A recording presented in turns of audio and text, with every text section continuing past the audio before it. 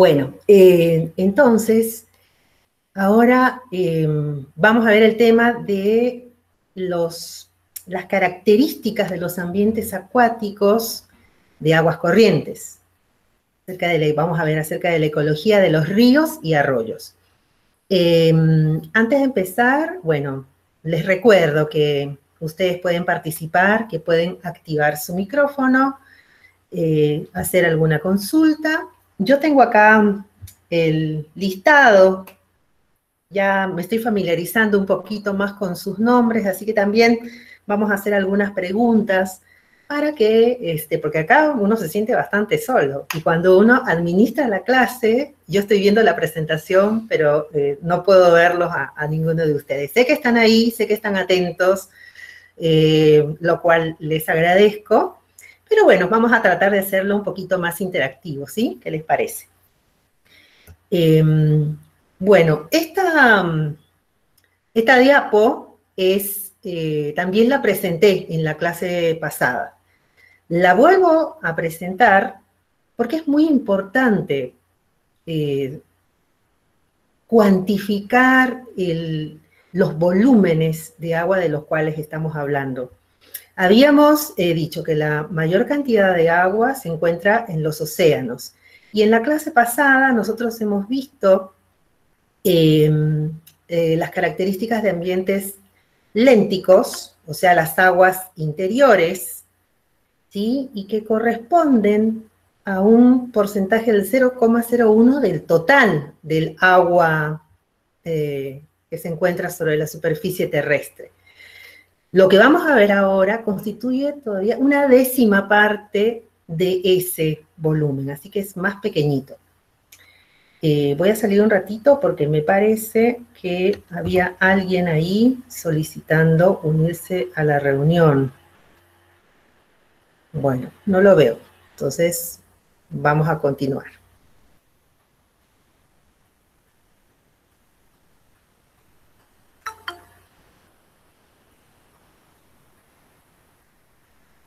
Ah, ahí está. Bueno, ahora sí.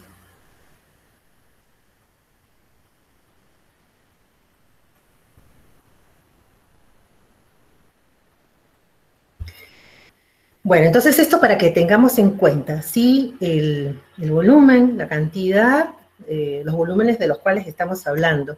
En general, cuando ustedes consultan en los libros sobre el ciclo del agua, se nos presentan, digamos, las imágenes, pero pocas de ellas tienen los valores expresados, ¿no? Entonces, en esta, que está en el Smith también, así que ustedes la pueden volver a ver ahí, nos corrobora lo que acabamos de ver en el cuadro anterior, ¿sí? Los números que están en azul tienen un orden de magnitud mucho más grande, y ahí vemos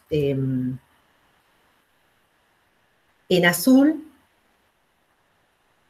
el volumen de agua que constituye los lagos y lagunas en la parte continental, y aquí está la fracción de lo que corresponde a los ríos.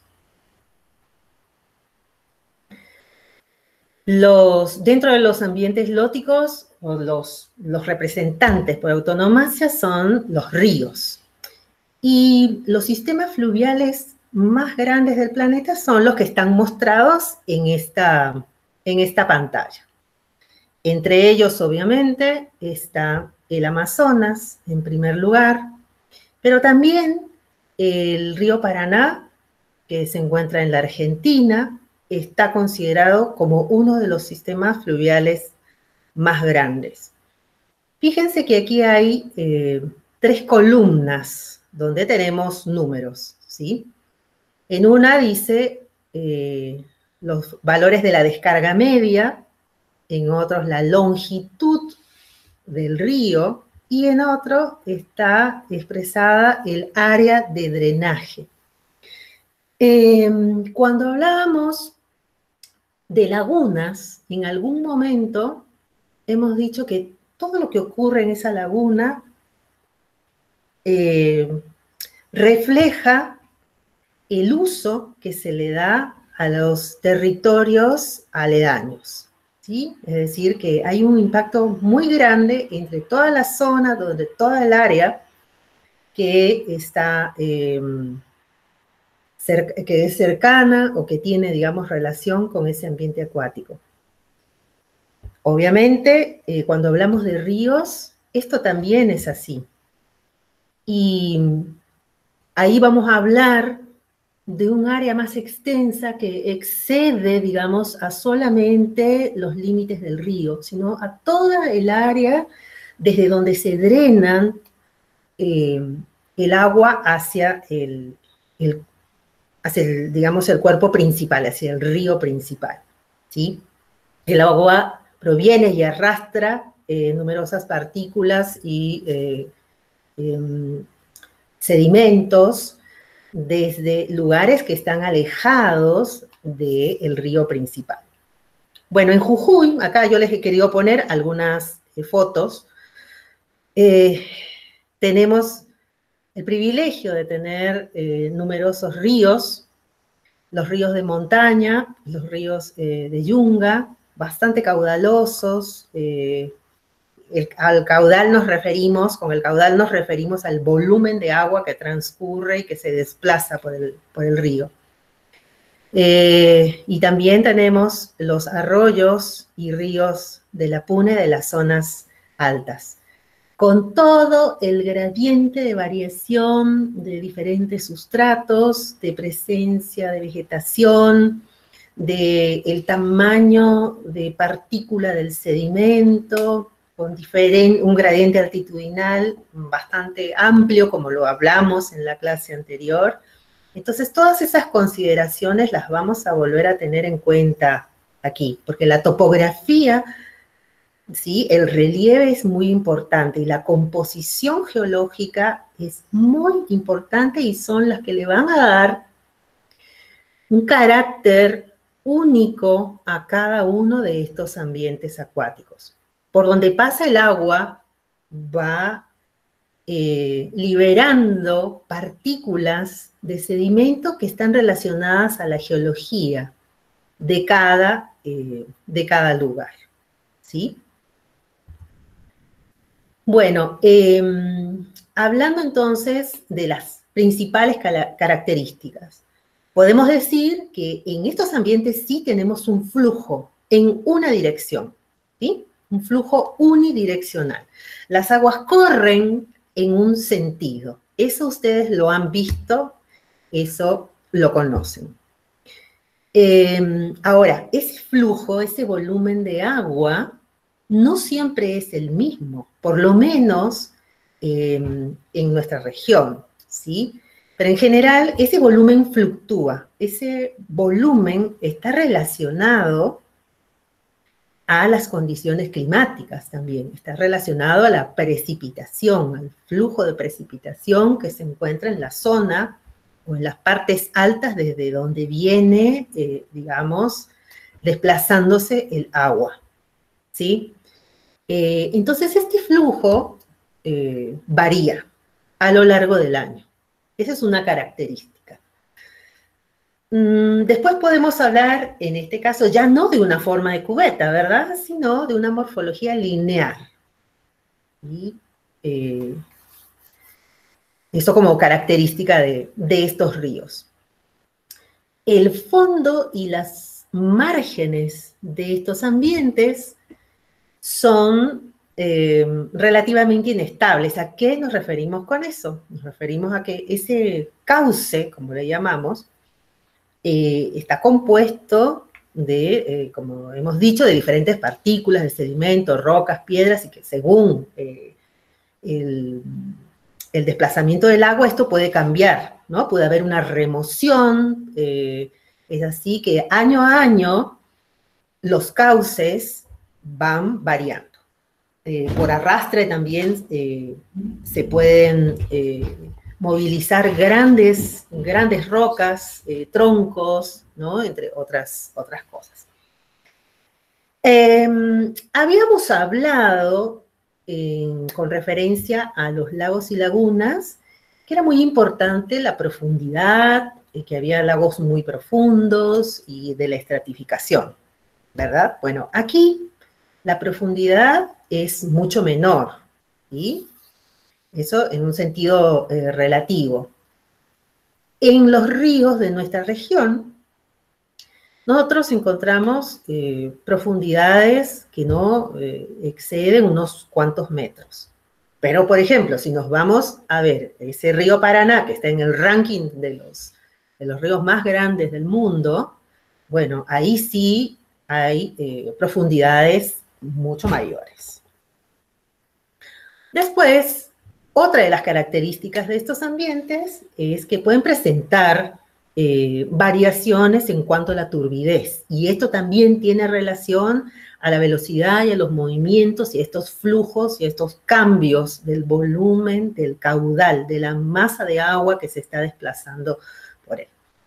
Esto está también muy relacionado a la concentración de oxígeno que se encuentra en el agua, ¿sí? Es válido también para los ríos, esto que habíamos hablado, de la solubilidad del oxígeno en el agua, ¿sí? A mayor presión, la solubilidad es mayor, a menor presión, o sea, en nuestro caso a mayor altura, la solubilidad se encuentra afectada y disminuye. Pero tiene mucha relación con el movimiento, con el movimiento del agua, que eso también puede ocasionar que se pueda solubilizar más el oxígeno.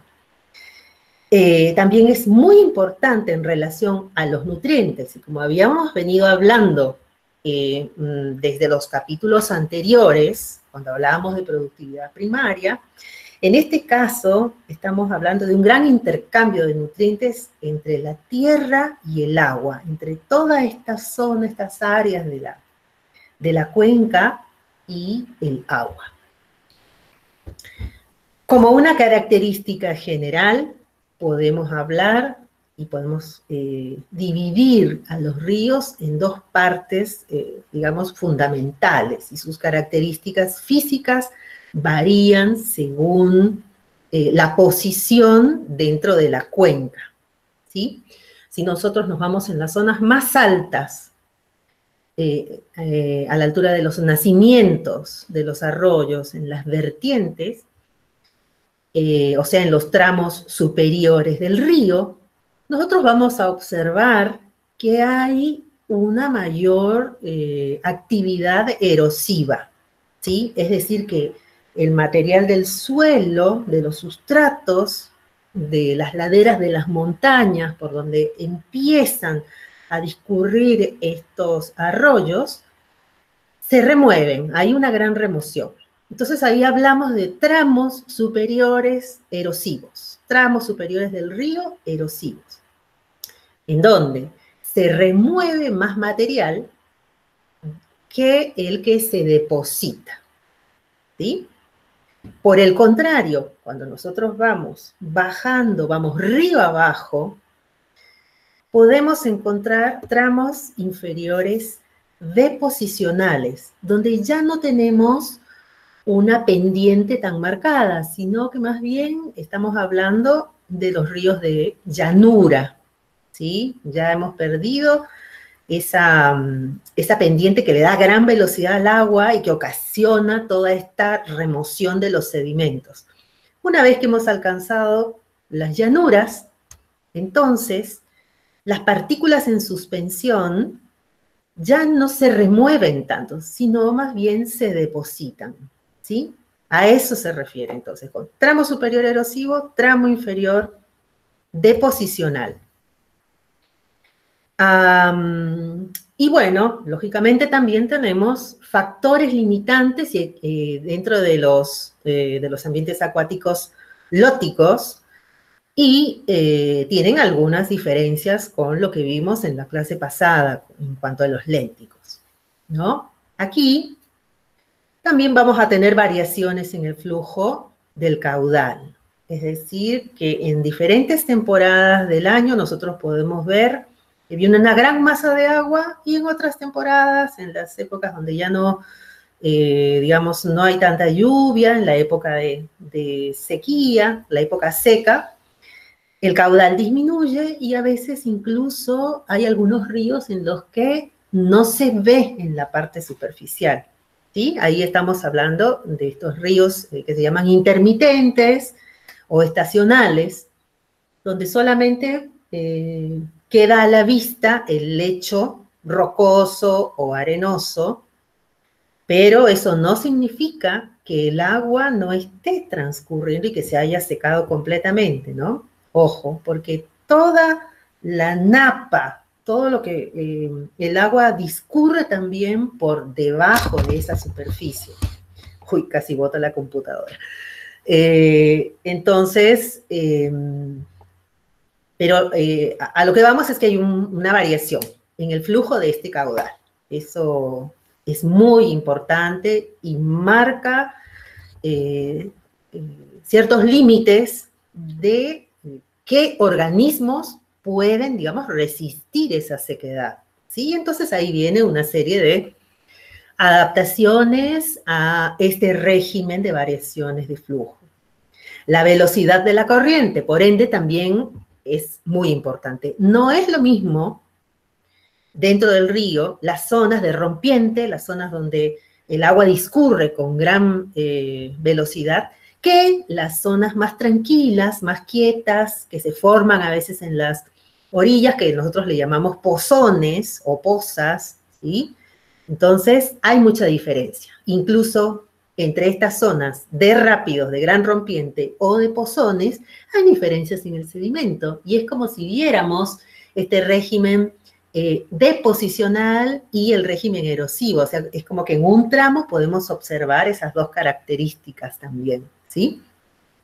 Otro factor limitante es la temperatura, ¿sí? La temperatura es un límite que nos va a marcar la presencia de algunas especies que están adaptadas solamente a aguas frías, otras adaptadas solamente a aguas más cálidas, o aquellas que son más tolerantes y que tienen un rango de tolerancia mayor a los cambios de temperatura. En la clase pasada habíamos hablado de las lagunas de altura, ¿verdad? Y habíamos hablado de ese amplio gradiente de temperatura que ocurre a lo largo de todo un día. ¿Sí? En los ríos no sucede esto, es más estable. Entonces, el rango de variación es más acotado y más bien varía con las estaciones. Es otro tipo de variación. Entonces, en el invierno las aguas son más frías, en el verano aumentan su temperatura, son un poco más cálidas. Pero entonces, el ciclo biológico de los organismos está adaptado a esta variación que se llama, ¿no?, variación estacional.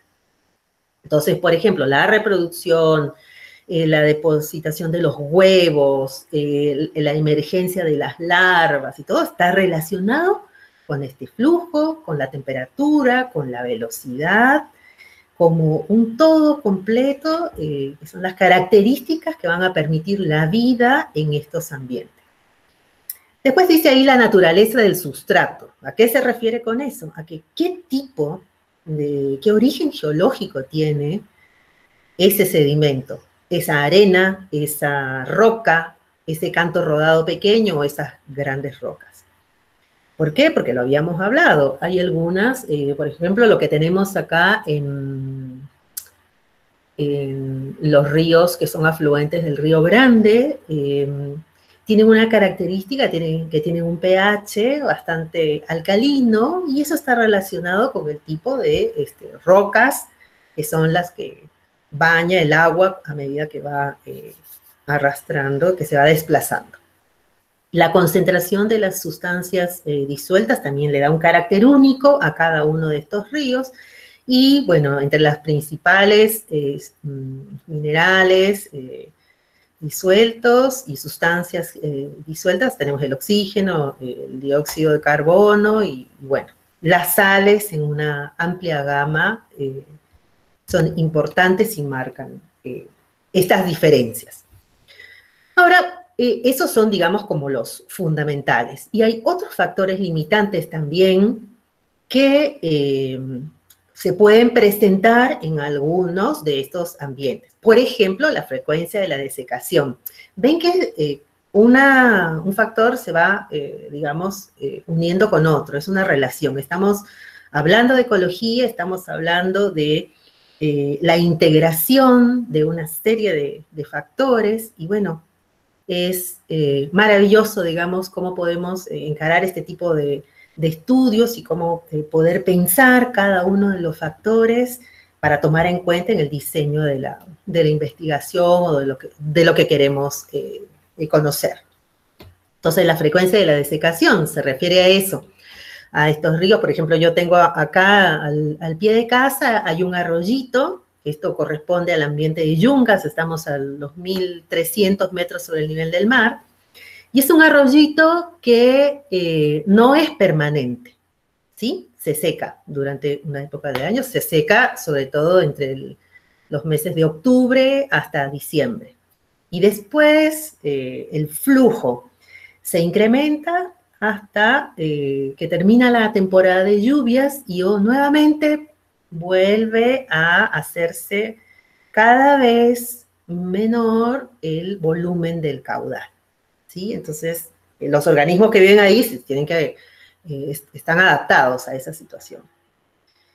La intensidad de las inundaciones, ustedes saben que no todos los años los regímenes de precipitación varían, a veces en un solo día tenemos una gran cantidad de milímetros de lluvia caída, entonces eso origina estos cambios en la intensidad. La diversidad de hábitats también no es lo mismo, digamos, un arroyo o un ambiente lótico también podría ser un canal. Y en un canal hecho por el hombre, nosotros tenemos los paredones y el fondo construidos con cemento, lo cual le da una uniformidad, una homogeneidad que va en detrimento de lo que es la diversidad y la riqueza de especies. Entonces, esto también es fundamental. Bueno, ya habíamos hablado de la profundidad. La turbidez funciona de la misma manera que en los ambientes lénticos, ¿no? Las partículas en suspensión van a ocasionar la difracción de la luz, entonces, si hay muchas partículas, va a ingresar una menor cantidad de radiación solar, y si el agua está transparente, entonces sí va a ser. Esto es muy importante también, porque si estamos hablando de un ambiente rocoso, ¿se acuerdan que habíamos hablado de las comunidades de perifitón? Este mucílago, como algo pegajoso que está sobre las rocas y que está compuesto por una variedad de algas y de organismos invertebrados o protozoarios. Bueno, entonces también al perifitón le afecta esta turbidez, este cambio en la turbidez. Y si lo hablamos de manera general, entonces la productividad primaria, ¿sí?, en los ríos está también condicionada a la entrada de la luz. Ya vamos a seguir hablando de eso. Bueno, luz y sombra y factores bióticos se mencionan también, obviamente la competencia, la depredación. Habíamos hablado de cuenca y creo que no está de más recordar a qué nos estamos refiriendo para poder, digamos, hablar. Vamos a ir aprendiendo diferentes terminologías. Entonces, cuando estamos hablando de ambientes acuáticos, hablar de cuenca es expresar esta idea, ¿no?, de este territorio que está drenado por un único sistema, dice, de drenaje natural. Algunas cuencas son abiertas y llegan al mar, otras son las denominadas cuencas cerradas y forman las lagunas, como lo que encontramos en las zonas altas de Jujuy, ¿sí? La laguna de Pozuelos, las lagunas de Vilama, las lagunas que se han convertido en salares, todas esas corresponden a cuencas endorreicas. Mira, no lo he puesto acá, creo. Bueno, pero se los voy a mandar. Ahora lo voy a acomodar, lo voy a incorporar ahí, porque es importante que ustedes, digamos, manejen ese término. Cuencas endorreicas y cuencas exorreicas, ¿sí? Las aguas del Río Grande de Jujuy finalmente van a terminar su recorrido en el Río de la Plata. Esa es una cuenca exorreica, es una cuenca hidrográfica muy grande. Fíjense todo el territorio que abarca. ¿Sí? Este territorio de la cuenca está delimitado por la línea de las zonas más altas, de las zonas de las cumbres, de los cerros. Pueden ser cerros de baja altura o montañas muy altas, ¿no? De baja altura, nosotros cuando vamos a la Puna y nos paramos, digamos, en las salinas grandes, por ejemplo, eso lo vamos a ver, lo vamos a hacer. Si algunos quizá conozcan, otros no conocen las salinas grandes de Jujuy. Y este es un ambiente muy interesante, muy importante.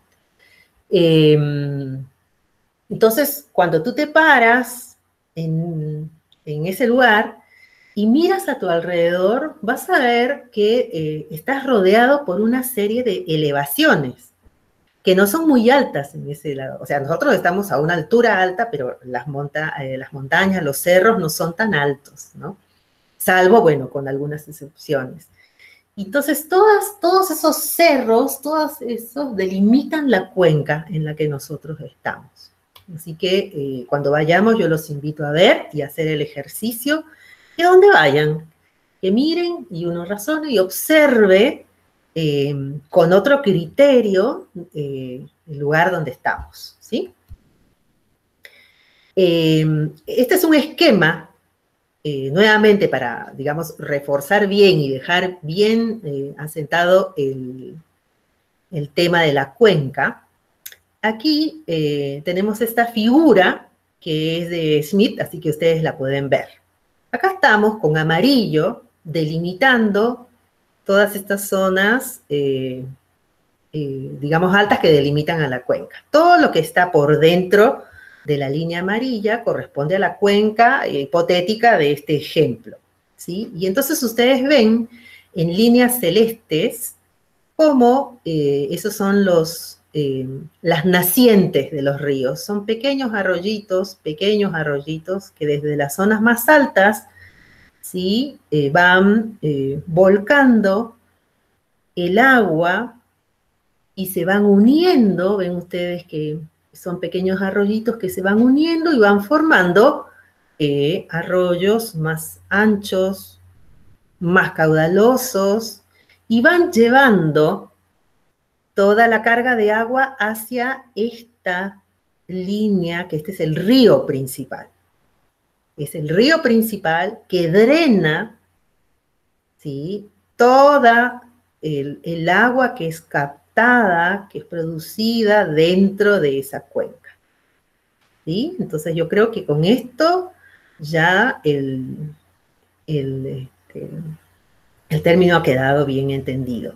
Y este río principal lleva el agua a otro río más grande que, si estamos hablando de una cuenca exorreica, va a caer finalmente, va a llegar al mar, va a alcanzar el mar, y si no, va a formar una laguna, ¿sí? Acá dice, bueno, en amarillo perímetro de la cuenca, y después las líneas de colores nos van indicando el tipo de arroyo del cual estamos hablando. Entonces acá dice primer orden, segundo, tercero y cuarto. Eso hace referencia a la zona alta, la zona de naciente, con los números menores, ¿sí? Primer orden están en las nacientes, y a medida que se van uniendo unos con otros, van formando los ríos de segundo orden, de tercer orden, y finalmente de cuarto. Entonces, en ríos de montaña, por ejemplo, acá tenemos un ejemplo de una publicación, de un trabajo que hemos hecho nosotros. Esto es en Yala, en el río Yala, ¿sí? Ustedes también, quizá muchos conozcan el río Yala, tiene muchos cuerpos de agua, entre arroyos, el río principal, tiene lagunas, y acá está delimitada la cuenca, ven ustedes, todas estas son las nacientes, todas estas son las zonas de las nacientes, y en el centro, acá, ahí están las lagunas, y hacia la salida de esa cuenca tenemos el río principal, ¿sí? El río Yala, que va a desembocar, ¿dónde? En el río Grande. Y así, ustedes ven ahí arriba, dice río Lozano, ese sería otra subcuenca del río Grande, y más arriba, o más al norte, digamos, está el río León. También tiene una subcuenca con sus características. Y acá también está, para el lado sur, la cuenca del río Reyes, ¿sí? Entonces, es como que a uno le cambia, ¿no?, la cabeza cuando empiezas a pensar, es como te elevas sobre estas áreas y empiezas a pensar en unidades de subcuencas que funcionan de determinada manera y que aportan con sus aguas al río más grande, que en este caso es el río Grande de Jujuy. En esta figura también podemos ver nuevamente a la cuenca del Yala. Acá están marcadas algunas de sus principales alturas. Miren, 4.800 metros sobre el nivel del mar, una de las zonas más altas de toda la cuenca del río Yala. Y ahí nosotros trabajamos, acá donde está marcado 1, en una de las vertientes, en un tramo de orden 1, digamos, se marcó un sitio de muestreo y los otros estaban, bueno, en diferentes lugares, ya más abajo. Aquí simplemente se ve lo que habíamos visto en la parte anterior, pero está acompañado con las características de la vegetación, ¿sí? Con el uso de la tierra, cuál es el uso que se le da a la tierra, ¿no? Entonces ahí está delimitado el espacio dedicado a la agricultura y la ganadería. Más oscuro está marcada la vegetación nativa, las plantaciones forestales que existen en Yala, el pastizal de altura, que miren, alcanza una gran extensión. Esto lo vamos a poder ver cuando vayamos para allá. Bueno, y he dejado un par de diapos, que como diría el presidente el otro día con la cuestión de las filminas, la he dejado así, me resisto un poco a modernizarla, porque estas son de nuestro profesor. Profe, disculpe la interrupción. Sí. Al menos yo la escucho un poco muy distorsionada, no sé si el resto... A ver ahí, hola. No, yo le escucho perfecto, profe. Bueno. Parece que tiene un poquito más. Profe, yo el audio también lo escucho bastante bien. Bueno, está bien, díganme así, de repente se le está acoplando con algún otro sonido a quien... Pasa que, profe, hay interferencia en la señal de internet ahora. Ah, bueno. En algunos sistemas, así que por eso se escucha entrecortado a algunos chicos. Ah, bueno, está bien. Lo bueno es que van a tener, ustedes ya saben, ¿no?, el video, y ahí sí va a estar, digamos, grabado con el audio bien. Así que cualquier cosita lo pueden repasar otra vez, ¿sí? Igual, muchas gracias por avisar. Así yo espero que ustedes me den la señal. A veces también quizá yo me puedo alejar y entonces... yo estoy pensando, estoy ensimismada en la clase y no me doy cuenta y me alejo del micrófono, ¿no? Eso también es posible. Bueno, les contaba que estas son unas gráficas hechas por el ingeniero Brown, que es nuestro profesor, el que nos ha formado y que, bueno, ahora ya no está, se ha jubilado. Y entonces, bueno, imagínense estas cosas se hacían a mano, ¿no? Ahora ya eso no se hace así. Y bueno, es un esquema para incorporar dos términos que también están relacionados a la ecología acuática de ambientes lóticos. Uno, ustedes lo pueden ver ahí, dice ritron y otro dice potamon, ¿sí? Es una clasificación que se refiere a dos grandes zonas del río. Entonces, cuando estamos hablando de las zonas más altas, de la zona más elevada de la cuenca, de las nacientes, ahí estamos hablando del ritron. Y el ritron tiene una característica.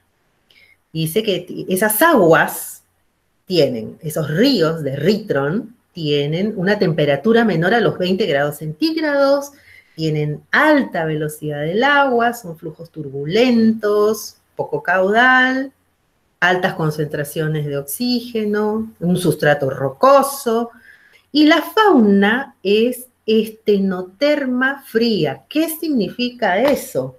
¿Qué será estenotermo frío? Federico, ¿está?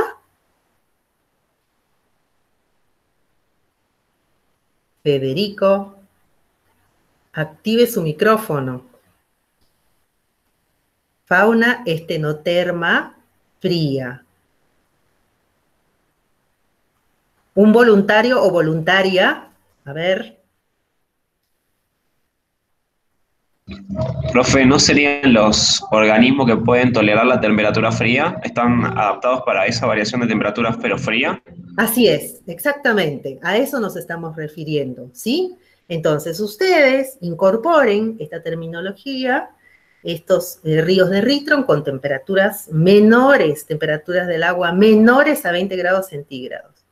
Se caracterizan por la presencia de estos organismos, ¿sí? Fauna estenoterma fría. Entonces, ¿qué sucede? Si, por eso, digamos, existe también una gran preocupación, ¿no?, sobre la pérdida de diversidad ante el calentamiento global, ante los eventos de cambio climático. No solamente se derriten las zonas, los hielos permanentes, sino que hay toda una fauna y una diversidad que también es susceptible a perderse en el marco de la elevación de la temperatura. Bueno, entonces eso es el ritron. Después tenemos otra zona que se llama potamon, ¿sí?, donde ahí tenemos temperaturas mayores a 20 grados centígrados. Temperaturas del agua, ¿sí? Del agua.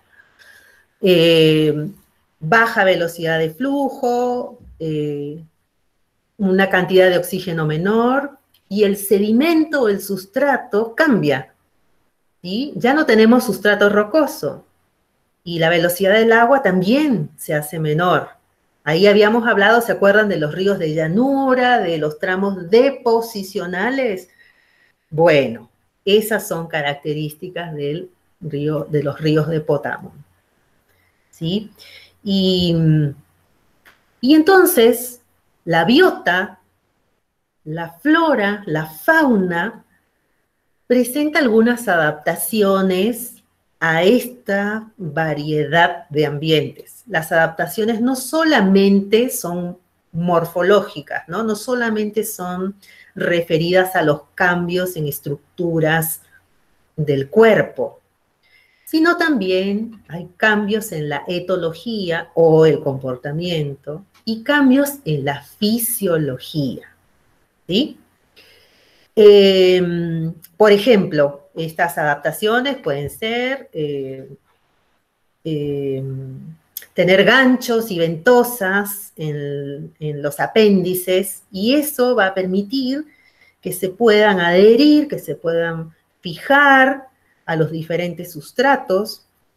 Algunos se fijan en forma permanente al sustrato. Esto también lo vamos a ver en la parte marina.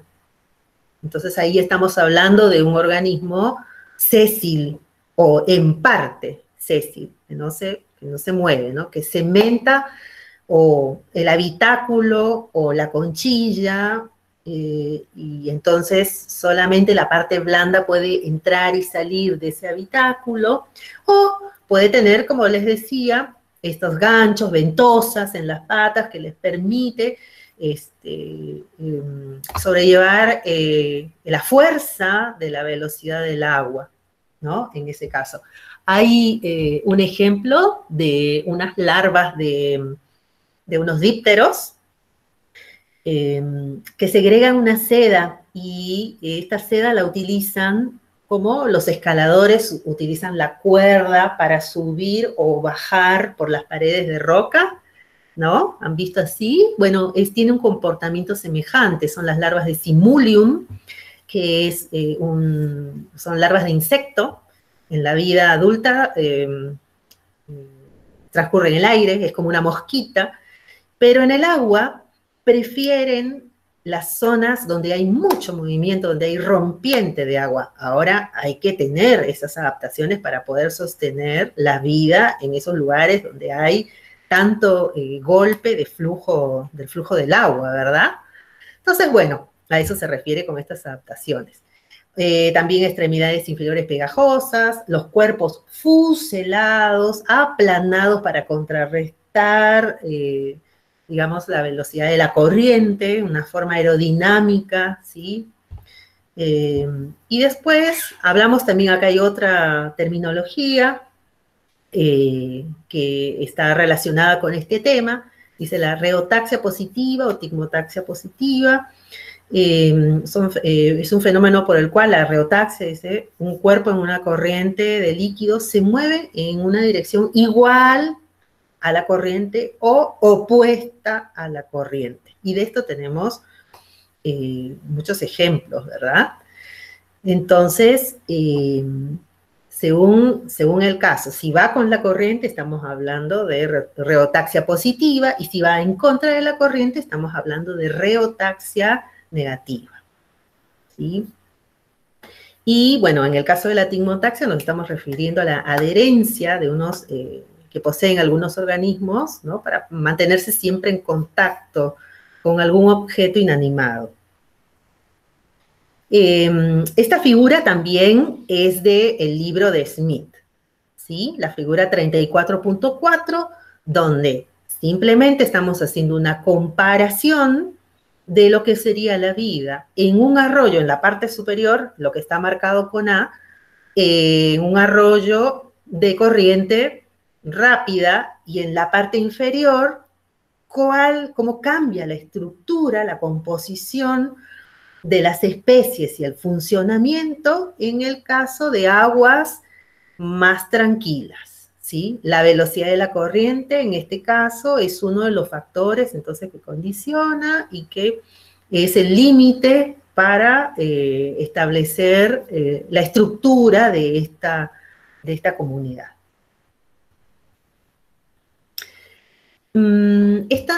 No sé si lo habíamos visto, pero esta diapo es muy interesante, tiene que ver con lo que ya hemos visto sobre productividad primaria, pero en este caso está bien aplicada a lo que son ambientes acuáticos lóticos, para ríos y arroyos, ¿sí?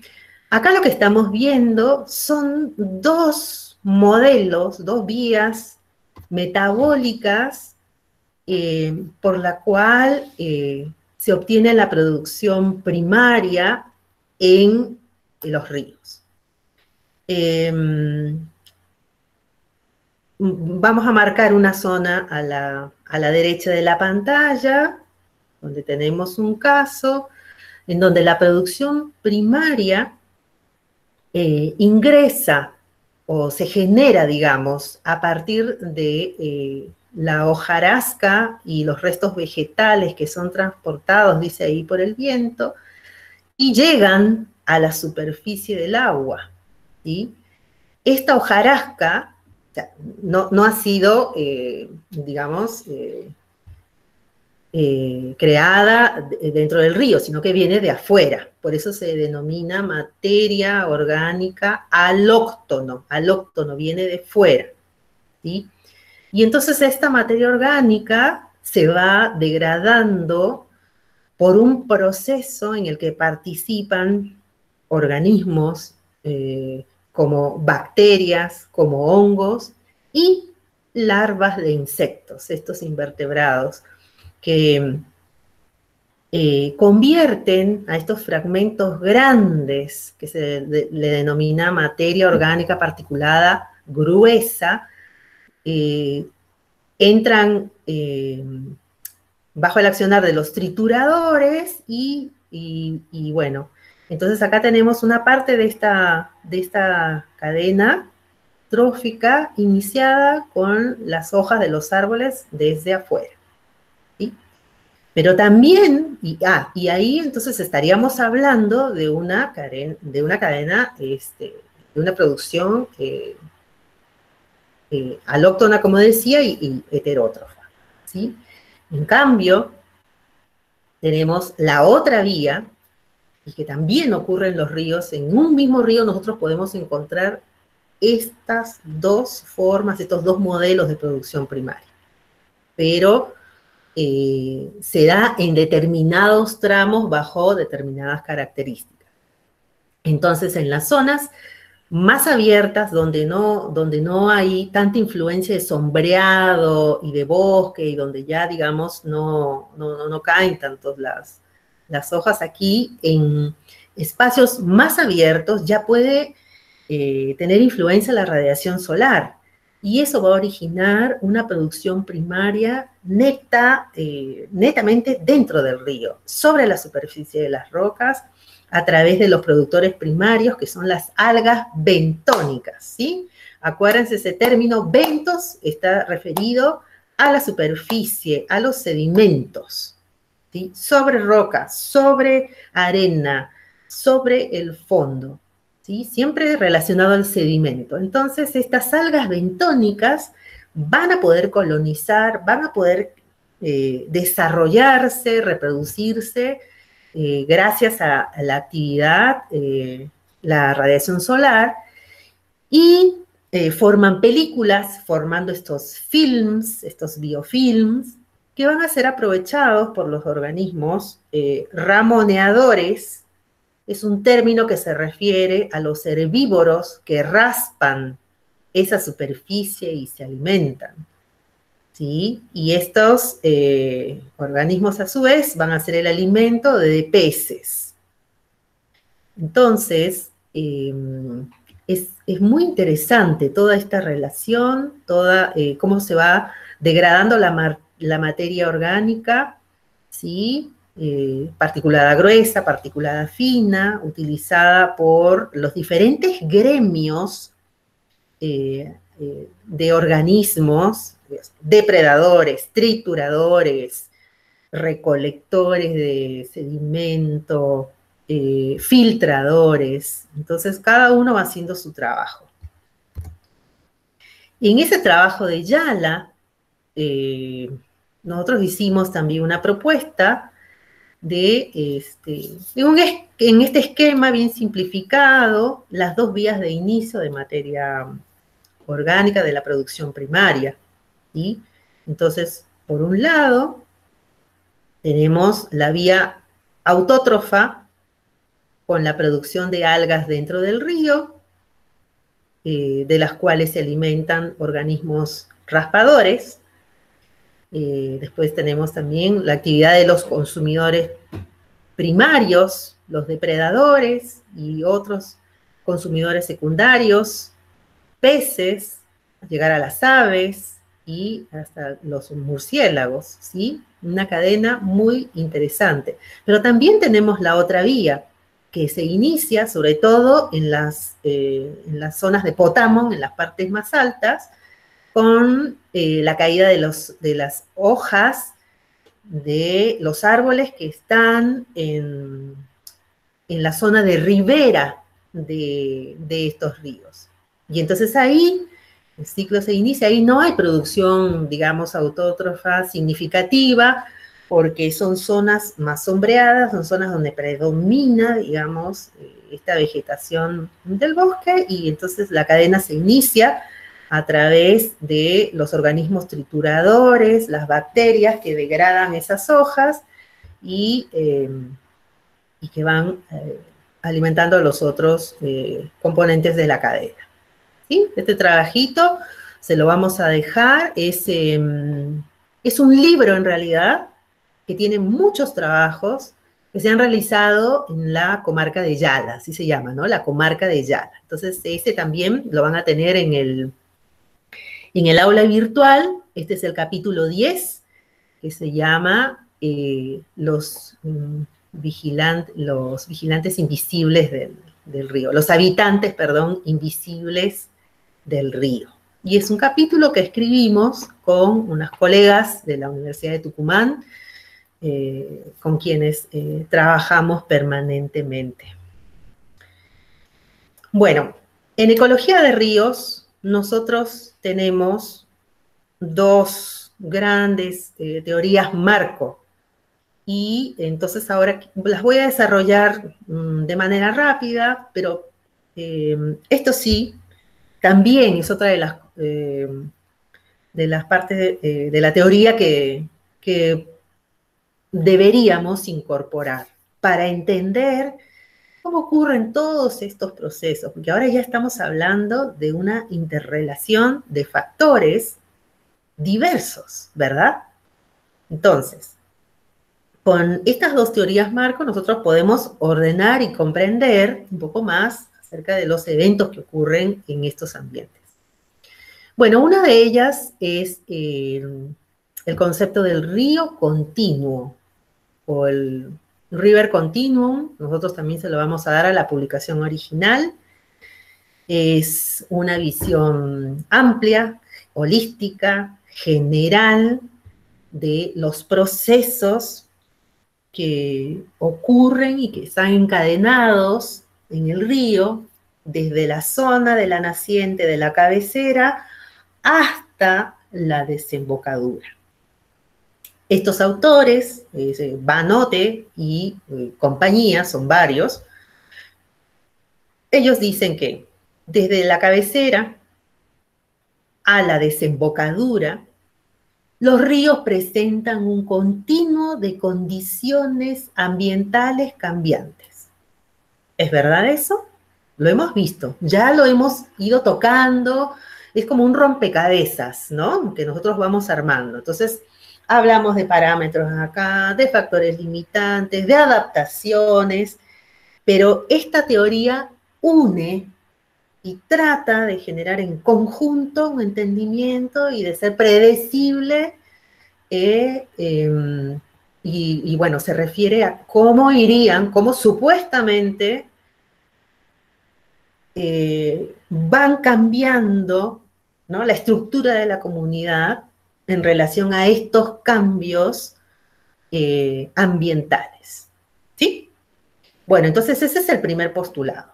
Entender que hay un cambio continuo, que no, o sea, el río no nace y muere, dicho en simple, ¿no?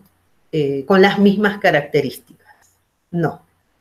Hay una variación, hay un gradiente. Después, que todos los procesos, todo lo que ha ocurrido, lo que ocurre, lo que encontramos río abajo, está relacionado con los eventos, con los sucesos que han ocurrido río arriba. Entonces, si le damos vuelta a esto, lo que nosotros hagamos con las nacientes va a repercutir inevitablemente en lo que sucede en las zonas bajas. Esta parte del postulado se utiliza frecuentemente cuando vamos a trabajar en temas de desarrollo sostenible, de desarrollo sustentable, ¿sí? Porque lo que ocurre es que la gente que utiliza, que vive cerca de las riberas o que utiliza agua para su industria, piensa que el río es el tramo que pasa frente, digamos, a su propiedad, le pertenece y que puede hacer lo que quiera con el agua que está ahí y puede sacarla, extraer la cantidad que desee y que puede vertir los desechos que le parezcan, si total el río arrastra, avanza y se lleva y yo no veo. Sí, ese es uno de los paradigmas que han cambiado y que forman la base fundamental del desarrollo sustentable en ambientes, en este caso para los ambientes acuáticos. ¿Sí? No se olviden entonces, todo lo que encontramos abajo tiene que ver con lo que ha ocurrido en la cabecera. Y en tercer lugar, estos gradientes y estos procesos, dice que cumplen cambios que pueden ser predecibles y continuos en los grupos de vertebrados que habitan el río. Bueno, todo esto que hemos hablado de esta diapo está sintetizado en esta figura que es maravillosa y que ustedes también la tienen en el libro. Ahora, este es un modelo de funcionamiento de las aguas corrientes, ¿sí? Este modelo, no sé, imagínense, tiene pues décadas. Esto es de los años 80. Sin embargo, ha tenido, bueno, muchas críticas, han salido trabajos de diferentes partes del mundo refutando algunos de los postulados, otros, digamos, estando de acuerdo, pero al final este modelo es el que se encuentra vigente todavía, ¿sí? Lo que pasa que, como sucede con todo, todos los ríos de la Tierra, digamos, los ríos del planeta no son iguales. Entonces, este es un modelo que está basado en lo que los autores habían estudiado, ¿no? Son ríos de Norteamérica, de un determinado comportamiento, sedimento, etcétera. Pero bueno, está bueno, sirve como modelo, está vigente y aún ahora se sigue citando y es la teoría marco en la que se desarrollan los trabajos en ecología acuática de ríos, ¿sí? Entonces, es muy simple. Entonces, si ustedes lo entienden, no se van a olvidar. Y después, cada vez que vayan si van ustedes al río, lo van a poder apreciar, lo van a poder observar, ¿sí? De alguna forma seguramente que lo van a poder ver. Bueno, entonces, aquí hemos incorporado todas esas cosas de las que hemos estado hablando. Aquí está la morfología, la vegetación, la energía solar, la biota. Entonces, fíjense ustedes que tenemos desde la parte superior, ¿sí? Esta parte superior es la que nos está representando a la zona de cabecera del río, ¿sí? La zona de origen, la zona donde se origina el río. Entonces, aquí, a la izquierda, fíjense que hay una escala, ¿sí? Que dice grados de un río y que va en esta escala del 1 hasta el 12.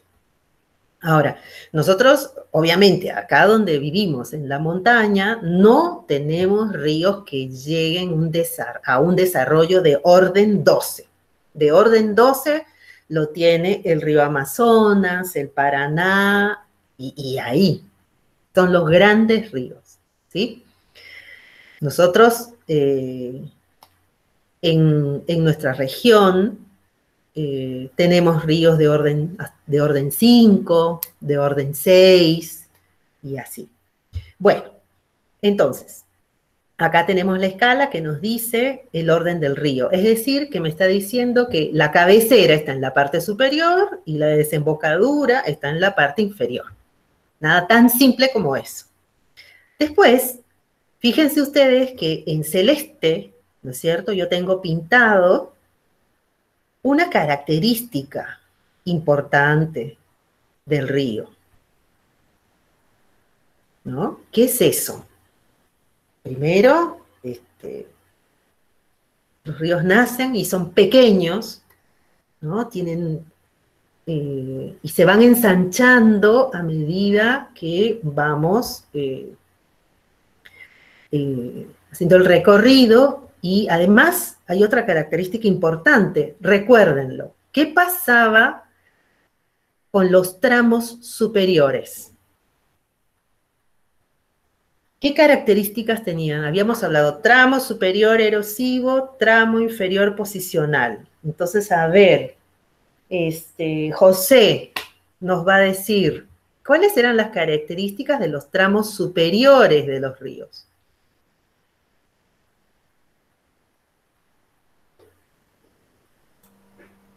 Supongo que me dice a mí, profe.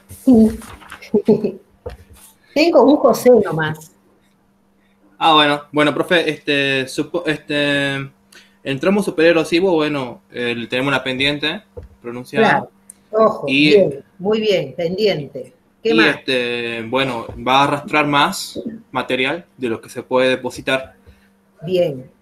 Y en cuanto a su dimensión, ancho, angosto, pequeño, grande. Ancho. No, al revés. Si son las nacientes, ¿sí? Son pequeños arroyitos, angostos, ¿sí? Acuérdate de esa red, ¿sí? Esa red que empieza con pequeños arroyitos de orden 1 y se van uniendo y van formándose, van agrandándose cada vez más, ¿sí? Ahora, ¿qué pasa con la vegetación? Miren ustedes, acá está ejemplificada la vegetación a lo largo del río. ¿Qué observa ahí José? Y se va preparando Maribel para que nos explique los tramos deposicionales en base a lo que estamos viendo en este momento. ¿Hay mucha vegetación alrededor? Claro, hay más vegetación, ¿no? Entonces, ese era uno de los puntos que le discutían a los autores, porque no todos los ríos en su naciente tienen vegetación de tipo arbórea, ¿sí? Por ejemplo, los ríos de la Puna. Entonces, ese era uno de los modelos que se le discutía a los autores. Pero, digamos, hablando de vegetación en general, ¿sí? Entonces sí son lugares donde tienen una mayor vegetación. En este caso, para este modelo, esa vegetación, al ser tan abundante, genera sombra. Y entonces, la productividad primaria, no puede generarse desde dentro del agua, porque hay sombra. Se genera desde... Ahí está. De la periferia. Claro, ¿a través de qué? De la materia orgánica que se deposite alrededor. Bien, bien. ¿Quién dijo hojarasca por ahí?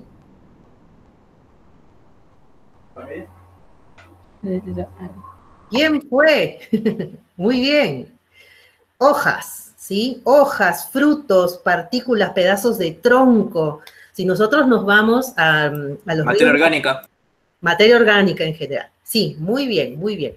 Pero digamos, esa materia orgánica, ¿no es cierto?, viene de afuera del río y se genera en la vegetación, que cae, esa materia orgánica cae al agua. Y ahí empieza el proceso de degradación, ¿sí? Entonces, esto no se olviden. Esto es muy importante, ¿sí? Ahora, muchas gracias, José. Maribel, ¿está Maribel? Sí, profe. Hola, Maribel. Bueno, nosotros hemos estado hablando de lo que pasa acá, arriba, en las nacientes. Ahora nos vamos a saltear toda esta parte y nos vamos a ir hacia las zonas bajas. ¿Qué características se ven en las zonas, en los tramos deposicionales? ¿Qué ha pasado con la velocidad del agua? ¿Qué ha pasado con la vegetación? ¿Qué ha pasado con la velocidad del agua? Maribel, ahí está. Sí, profe. Se ve una escasa vegetación y es donde se depositando los sedimentos de la parte alta del río. Bien, bien. Y entonces, ¿eso pasa por qué? ¿Porque hay más velocidad o porque hay menos velocidad en el agua? Y porque hay Bien, menos velocidad. bien, ¿sí? Bien. Y entonces, aquí ya encontramos el ancho del canal del río Orgánico, es más grande. Y entonces los rayos del sol, la radiación sí. puede entrar. Y entonces la productividad primaria, ¿de dónde viene? Bien, ¿sigue viniendo de afuera? ¿Sigue viniendo de las Mm, cosas?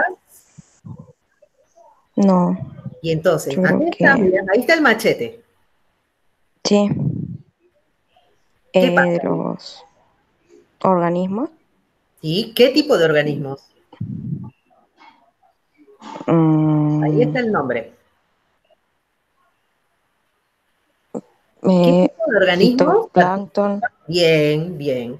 Los productores primarios en los ambientes sí. acuáticos son las algas, el fitoplancton, ¿sí? Acá dice productores perifito porque, digamos, se está refiriendo a esa, particularmente a esa comunidad de algas que crece sobre superficies, ¿sí? Muy bien, entonces aquí la productividad primaria se genera dentro del agua, a diferencia de lo que ocurre en la cabecera, donde la productividad primaria procede de los restos vegetales que vienen desde afuera del agua. ¿Sí? Bien, muchas gracias, muchas gracias. Ahora, fíjense qué pasa, entonces, si hay tantos cambios, ¿qué pasa con la fauna? Ya vemos también que la flora, la microflora, las algas, los vegetales van a variar, ¿no? Hemos visto que en la zona de cabecera hay poca producción primaria autóctona, digamos, dentro del río. Y que esta se va incrementando a medida que yo voy obteniendo mayor entrada de la radiación solar en el agua.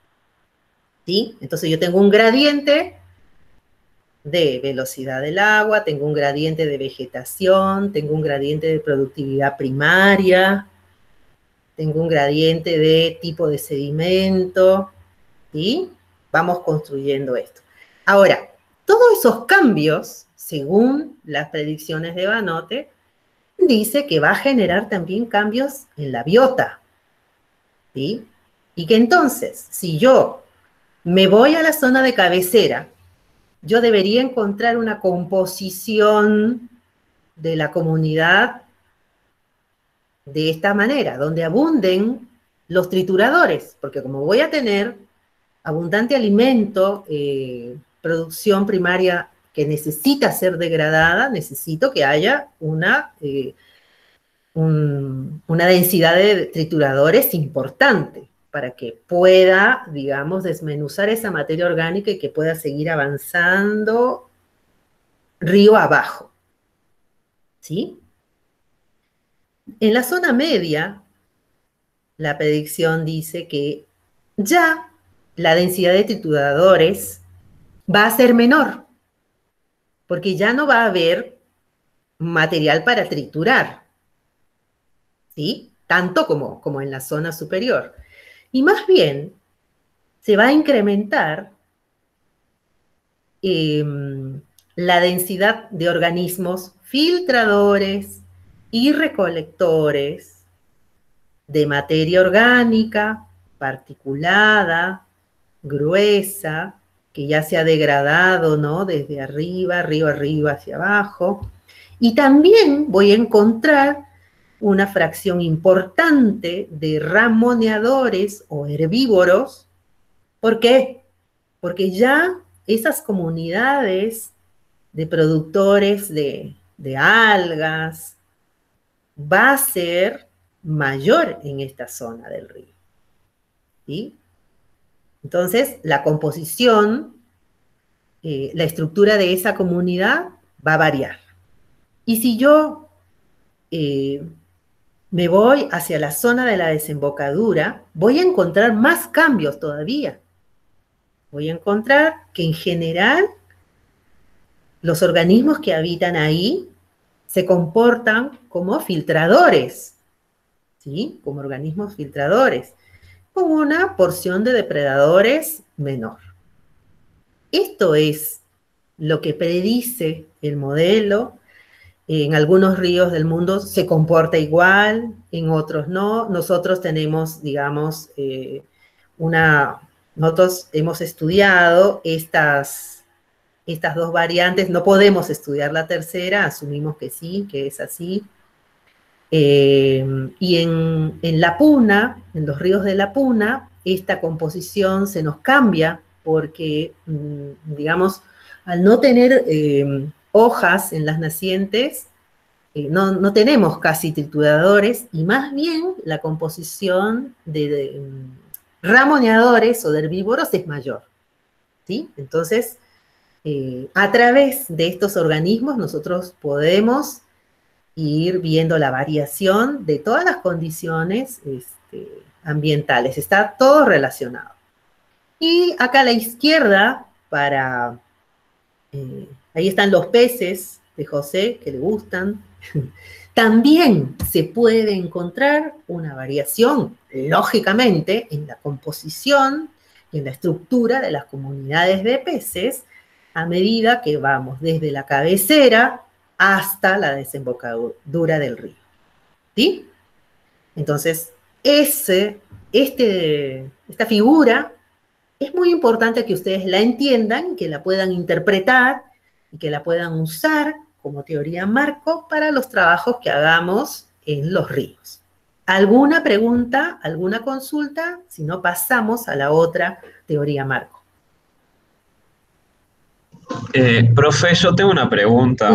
Dime. Con respecto a un riachuelo, por ejemplo, que hay en la Puna, ¿cómo sería la erosión del terreno circundante? Y en relación a su depósito, ¿cómo sería? ¿Igual que en un río de mayor tamaño o hay diferencias leves?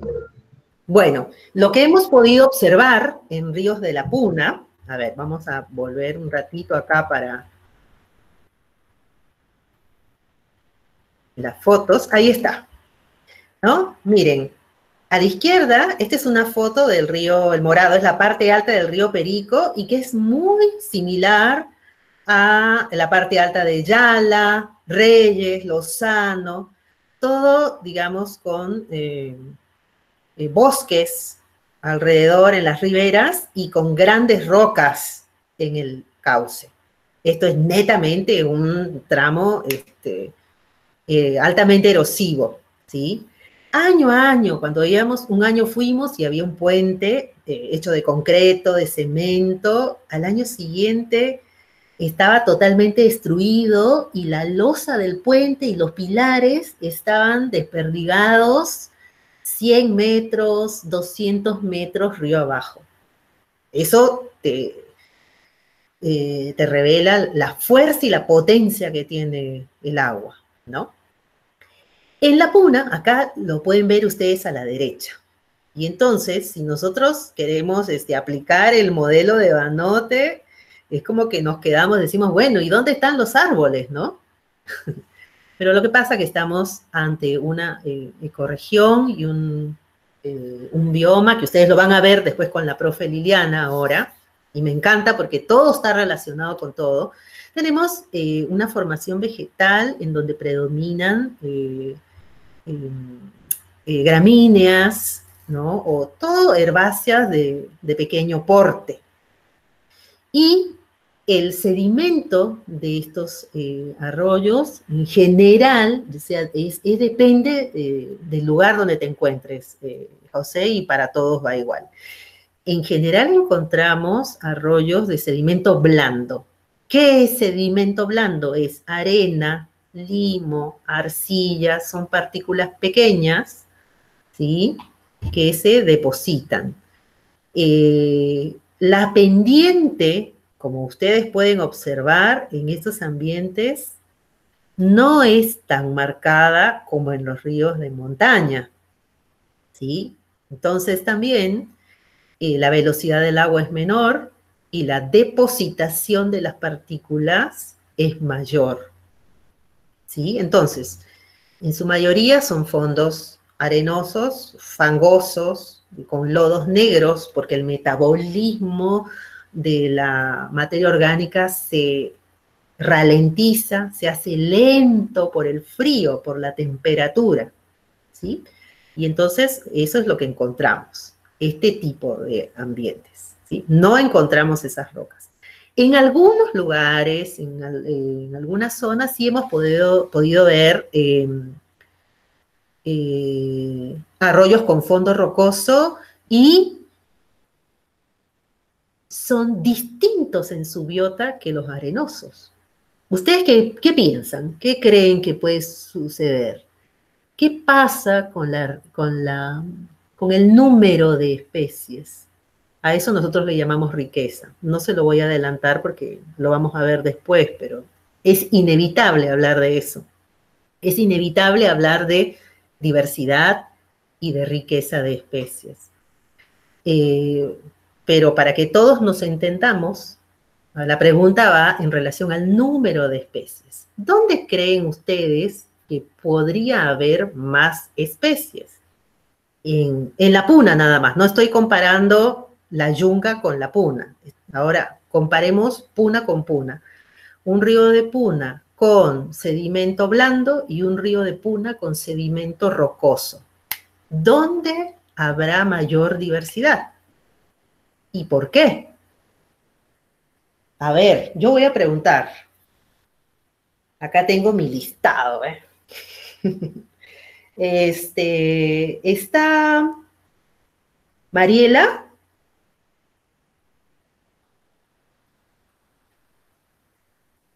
Si no está Mariela, a ver, Fernando. Sí, profe. ¿Fernando? Hola, ¿cómo está? Sí. Fernando. Soy el único Fernando. Les estaba preguntando, y en relación a estos factores físicos, ¿qué pasa con un río? ¿En dónde habrá más especies? ¿Dónde cree y por qué? ¿En un río con un fondo de arena o en un río con fondo de piedras? ¿De diversidad en general? En general y en la puna, en general. Para mí, en un río con piedras. ¿Por qué? Porque hay más sustrato de donde aferrarse y, bueno, por lo general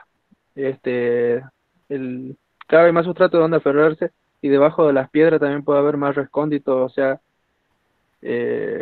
una serie de protección para peces o las algas también se pueden adherir al sustrato.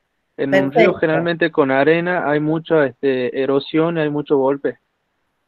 Sí, por un lado con arena es un sustrato muy inestable. Endeble, muy inestable, ¿no? Como usted dice. Y por otro lado es como homogéneo. Y en cambio, en las rocas, como bien ha explicado usted, hay lo que se denomina una heterogeneidad ambiental, que la dan esos escondites, esos bordes abajo de la roca, encima, entre ellas. ¿Sí? Entonces, eso también es súper importante que ustedes lo tengan en cuenta. ¿Sí? Y muchas gracias, Fernando. Y respondiendo a la pregunta de José, creo que era, ¿no? José me había consultado si en la puna también podíamos observar estos sedimentos rocosos en la cabecera y sedimentos finos en la desembocadura. No, son ambientes más estables en general y los que tienen mayor diversidad, porque en este momento estamos estudiando 22 sitios en la puna, entonces los que son más diversos, los que son más ricos son efectivamente los que tienen ese sustrato rocoso, ¿no? Indistintamente si están a mayor altura o no. O sea, imagínense, tenemos una mayor diversidad en un arroyo a 4.600 metros sobre el nivel del mar que en otro que está a 4.000. Entonces, ahí la altitud no ha jugado como un factor, digamos, de disminución de la diversidad, sino que el factor definitivo ha sido la naturaleza del sedimento, ¿sí? Un río de sedimento blando es más homogéneo. Un río de sedimentos rocosos tiene una heterogeneidad que brinda mayor oferta de hábitat a los organismos, ¿no? Para la colonización. Bueno, muy bien. ¿Alguna otra pregunta acerca del modelo de río continuo? Si no, continuamos ya un poquito nomás para terminar con la otra, el otro marco teórico que tiene que ver, mira, nos hemos adelantado, pero bueno, entonces ahora quizá va a quedar muchísimo más claro. Este marco teórico que habla de la hipótesis de la perturbación intermedia.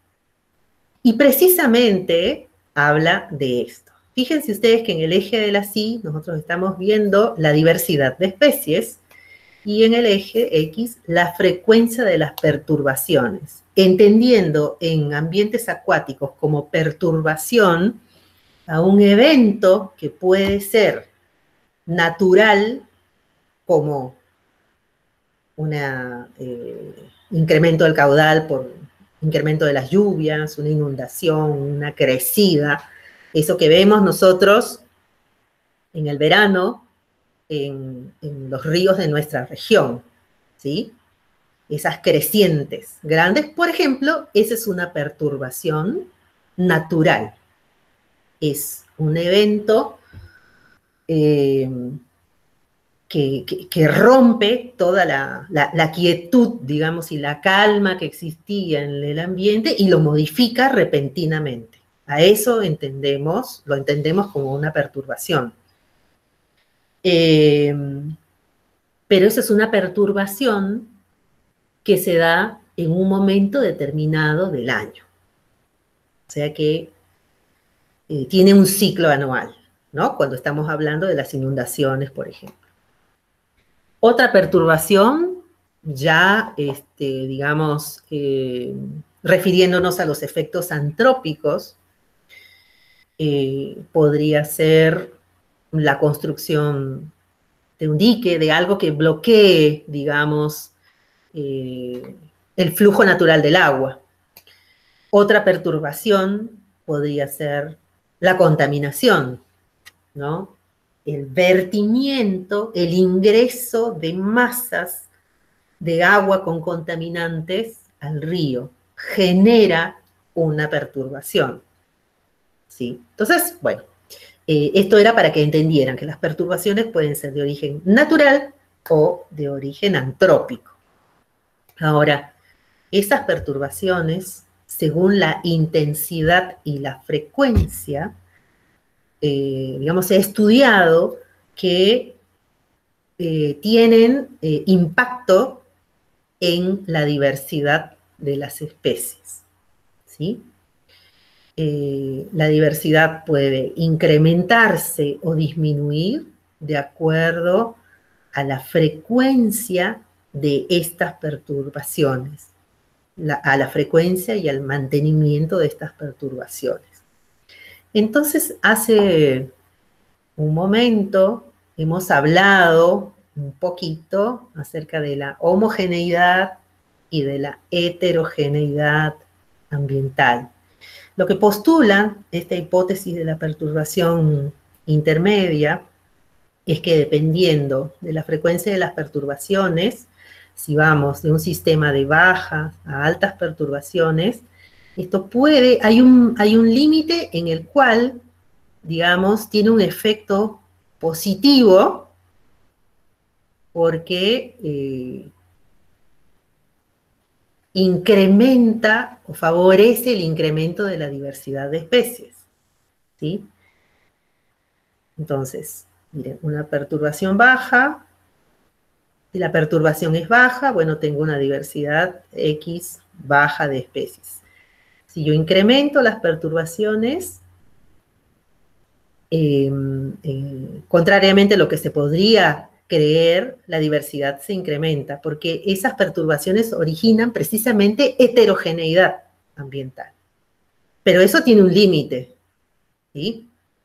Y ahí ustedes ven el pico de la curva, en donde tenemos un máximo de incremento de la diversidad de especies cuando la perturbación es intermedia, es decir, que tiene un efecto en un momento, pero después ya,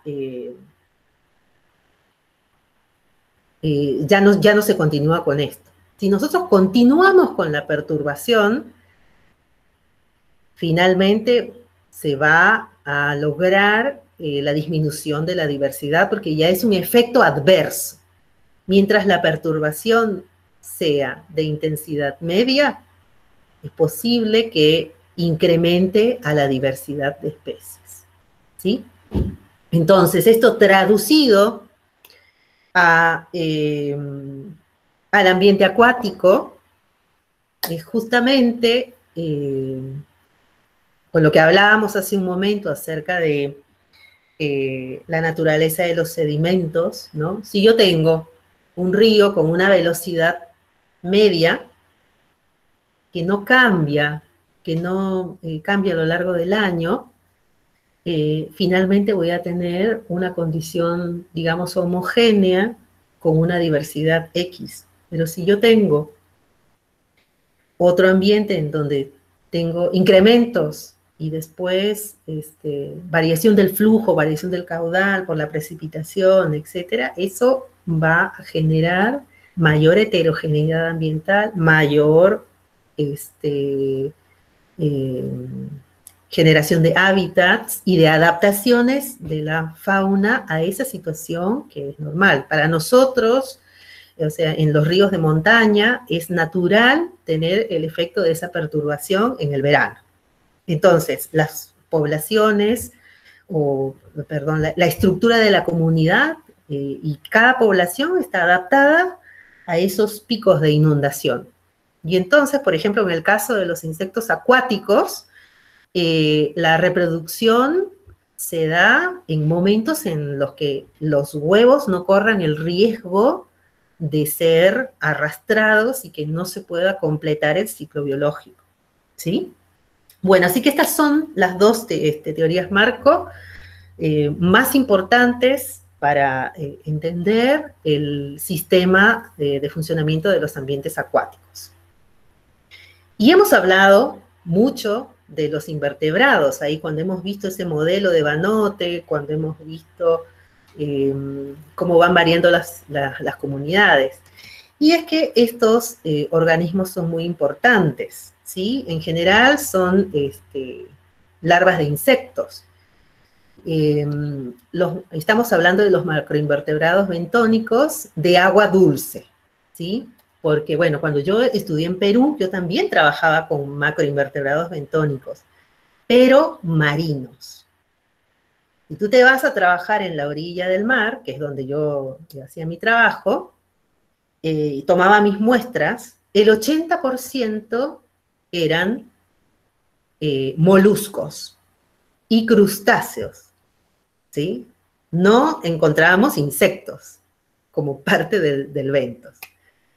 En cambio, en los ambientes acuáticos, por una cuestión evolutiva y de adaptación, la composición en su mayoría, en su mayor porcentaje, está dada por artrópodos, y entre ellos por los insectos, ¿sí? Entonces estos insectos bentónicos, las larvas son acuáticas, fíjense ustedes la diversidad de formas que tenemos, y al haber diversidad de formas, tenemos diversidad funcional, ¿sí? Es muy diferente la diversidad taxonómica, esa es una métrica con la cual se puede medir el estado ecológico de un ambiente, pero también se puede medir la diversidad funcional.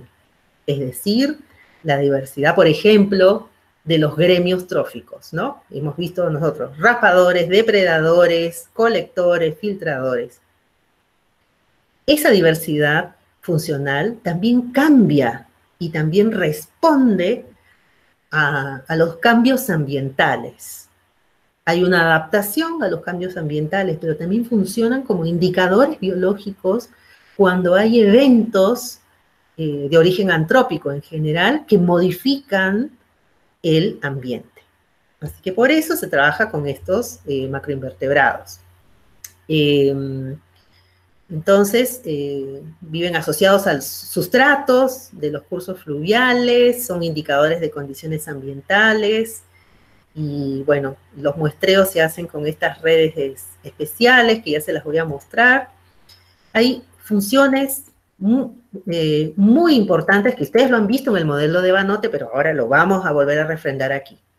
¿Qué hacían esos invertebrados en el agua? Bueno, aceleran la descomposición de la materia orgánica. La materia orgánica, ¿no?, es parte fundamental de los nutrientes que se encuentran en el agua. Y si esta materia orgánica que cae, por ejemplo, en forma de hojas, no se degrada, entonces no es posible aprovecharla. ¿Sí? Entonces, una de las funciones es esto, la descomposición. Y a través de esa descomposición se liberan nutrientes en solución, ¿sí? A través de sus actividades alimenticias y de excreción. Y además, componen, digamos, son componentes muy importantes de la red trófica a través de la alimentación de los peces, las aves, las tortugas, etc. Y son también utilizados como indicadores del estado de salud de los ríos, porque son sensibles a los cambios. ¿Sí? Estos organismos, ¿se acuerdan que hemos hablado de las perturbaciones intermedias y que en nuestro caso, en nuestra región, tenemos los picos de precipitación? ¿Sí? Esto es un diagrama que nos está mostrando la precipitación, el incremento del caudal a lo largo del tiempo. Entonces, en la época de verano nosotros tenemos los picos de precipitación y los picos de incremento de caudal. Bueno, estos organismos están adaptados a estos regímenes hidrológicos. Entonces, la mayor abundancia y la mayor riqueza se va a dar en el periodo anterior a esa crecida. Y en el pico de la creciente vamos a tener la menor abundancia y la menor riqueza, porque el volumen de agua y de arrastre que viene llena de sedimentos es altamente erosivo y, digamos, genera una extinción local momentánea debido a esos fuertes arrastres. Entonces, estas variaciones de la hidrología impactan directamente sobre la diversidad en estas zonas de clima subtropical. Y si nosotros modificamos el flujo de los ríos de alguna forma, hacemos alguna modificación, esto va a ocasionar la disminución de la diversidad de invertebrados y de la fauna asociada. ¿Sí? Esto ha sido comprobado, ha sido estudiado, por eso se utilizan como indicadores biológicos.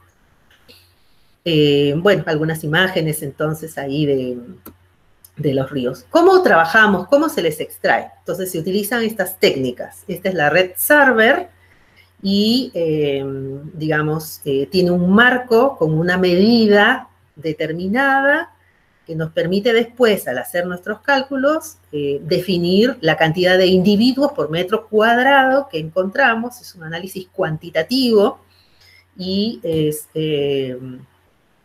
de esa manera, digamos, podemos obtener estas muestras.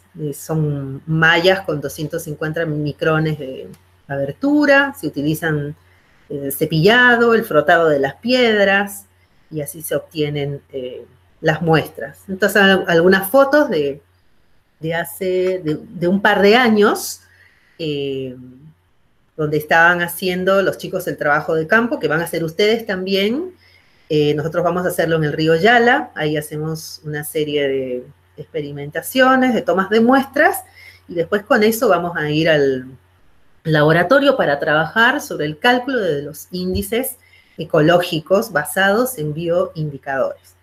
Y acá esto yo les quería mostrar nada más que hay diferentes formas de muestreo, hay diferentes redes, estos son otros colegas en otras partes del mundo, donde se utilizan variedad de métodos para muestrear, ¿sí? Redes grandes, redes pequeñas, etc. Y ahora, ¿qué podemos encontrar? ¿Cuál es la fauna, entonces?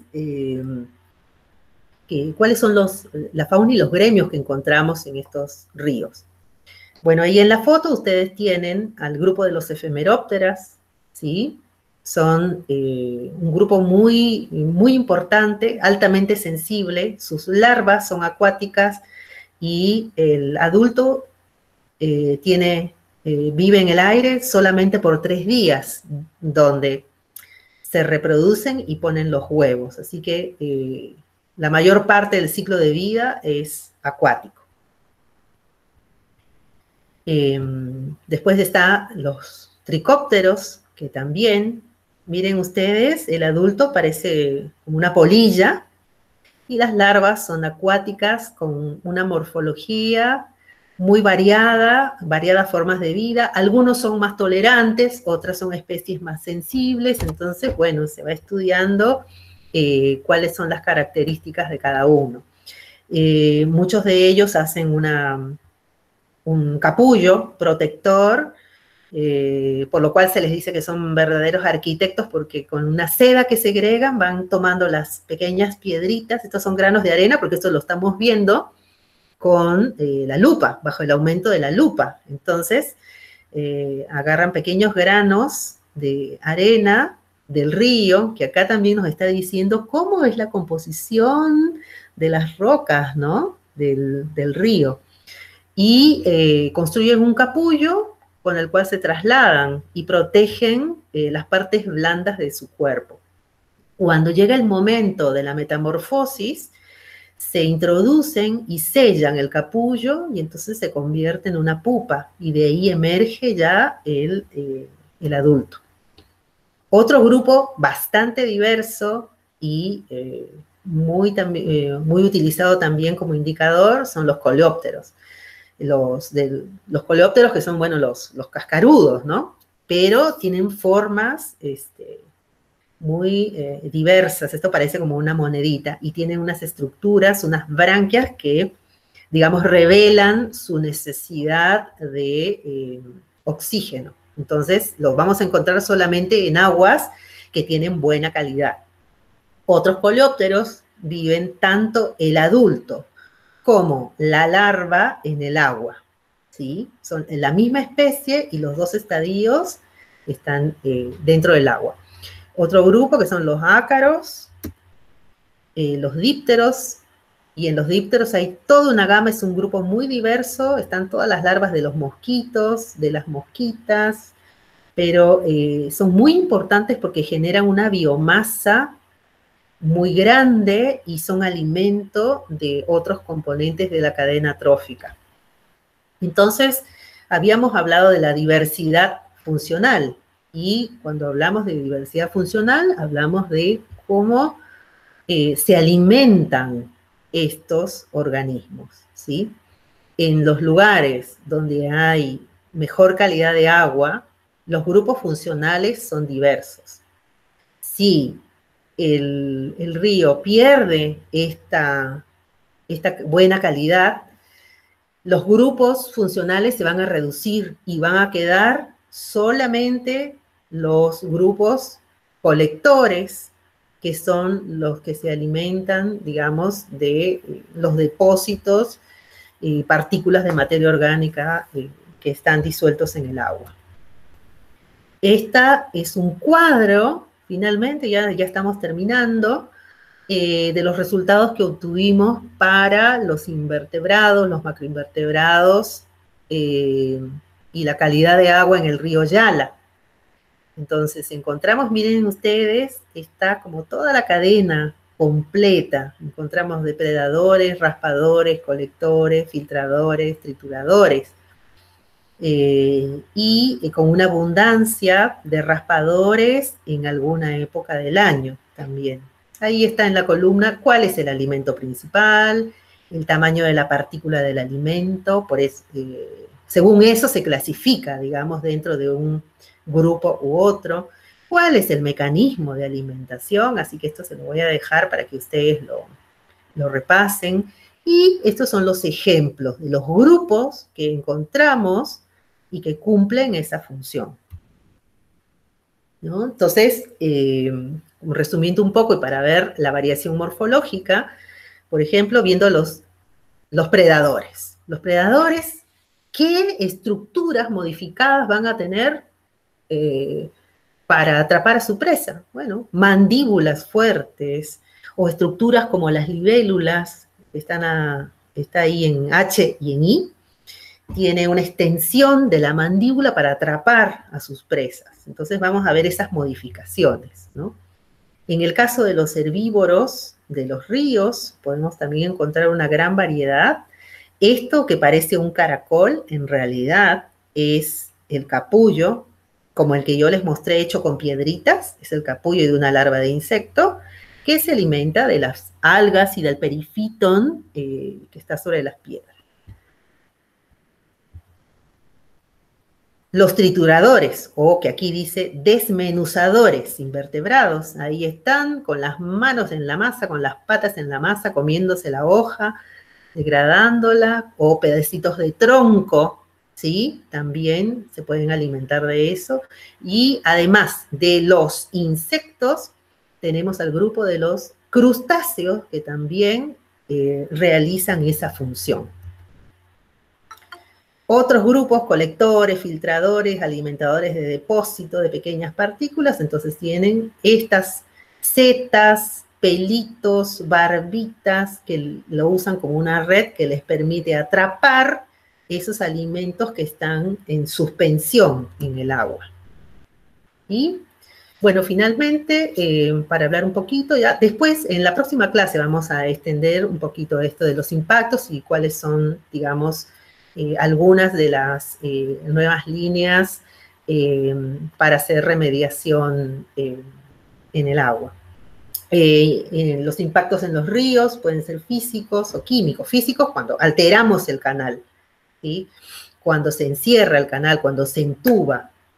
Y químicos con el ingreso de efluentes, se les llama así, el ingreso de efluentes tóxicos, aguas hervidas, procedentes de fuentes puntuales o de fuentes no puntuales. Ahí tienen un listado de algunos de los contaminantes del agua, ¿no? Como esos residuos, fecas de animales, efluentes cloacales, domésticos, efluentes inorgánicos procedentes de la industria, nutrientes para plantas, y esto es fundamental también porque ocasiona eutrofización, ¿no? Lo cual hemos visto en la clase anterior, que era la eutrofización, se aceleraba con el incremento de nutrientes, se aceleraba ese proceso de degradación del agua, de depositación de materia orgánica en el agua, y también eso favorece el ingreso de algunas especies oportunistas que